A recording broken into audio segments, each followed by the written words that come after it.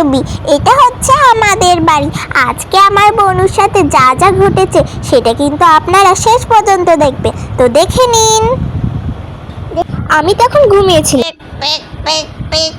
সেই pack pack আসলে আরবি উঠে গেল। ছোট হচ্ছে তো দেখি, pack pack pack pack pack pack pack pack pack. না কি হইছে বল?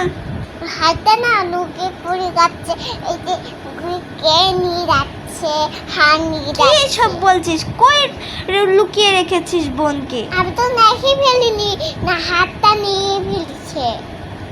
সত্যি? হ্যাঁ, চল তো দেখি। কই গেল তোর বোনটা? খুঁজেই তো পাচ্ছি না।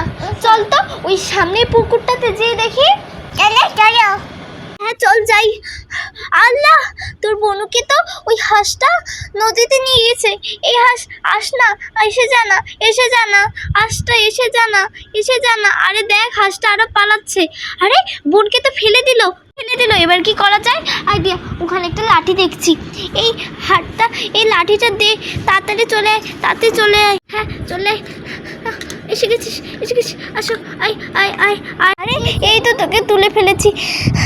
তোকে ওই হাঁসটা নিয়ে গিয়েছিল আমার ছোনা বোন। যাই, এই ব্রেডটা ওকে দিয়ে আসি। এই নে বোন, খেয়ে নে। আমরা অনেক ভয় পেয়ে গিয়েছিলাম। খান। অনেক মজা হয়েছে, অনেক টেস্টি।